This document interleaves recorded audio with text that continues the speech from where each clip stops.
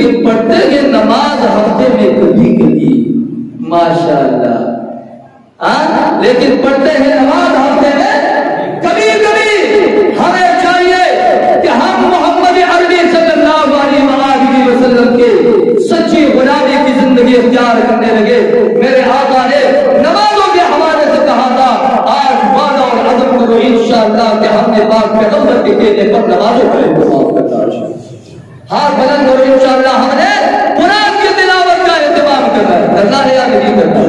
ہم نے انشاءاللہ اپنے ظاہر کو سنتی نبی کے مطابق سجایا۔ یہ چہرہ یہ سنتی نبی سے سجتا ہے۔ اگر داڑھی کے رکھ لینے سے چہرہ بدنما لگتا تو پھر داڑھی میرے سرکار کی سنت نہیں ہوتی۔ کس نے تمہیں پٹی پڑھایا ہے؟ کس نے تمہیں پٹی پڑھایا ہے؟ دعوے سے کہتا ہوں لاؤ دلیل، کوئی ایک دلیل بھی تمہارے پاس ہو۔ سوالات انبیاء اور رسول مبارک داڑھی کے ساتھ آئے تھے، ایک پیغمبر بھی بغیر داڑھی کے نہیں آیا۔ اللہ کے رسول صلی اللہ علیہ وسلم پوری انسانیت کے لیے رحمت بن کر کے آئے۔ اللہ ہم سب کو عشق مصطفی عطا فرما دیجئے۔ اللہ ہم سب کو سگی ماروں میں اطاعت رسول کرنے کی توفیق نصیب فرما دے۔ ہاں آمین تو کہو نا، تو سنت رہے جواب آمین تو کہو نا۔ اللہ ہم سب کو نمازوں کا اہتمام کرنے کی توفیق نصیب فرما دے۔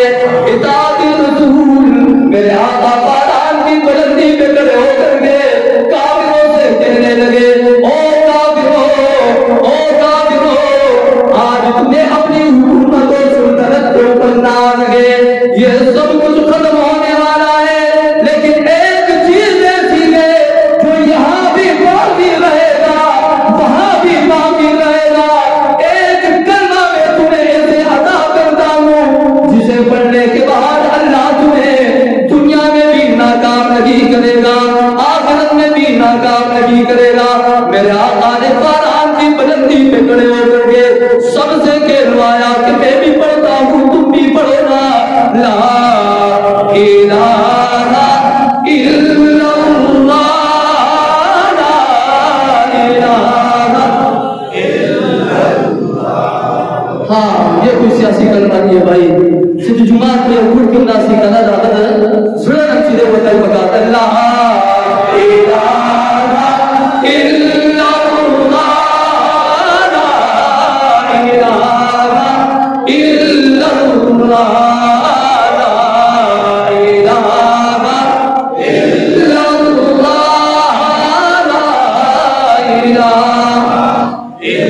کسی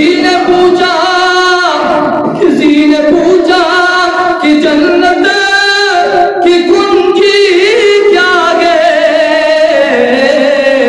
تو مصطفیٰ نے کہا لا الہ الا اللہ، لا الہ الا اللہ۔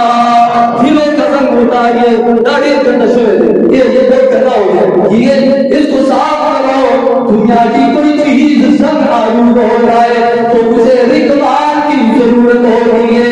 ان گندے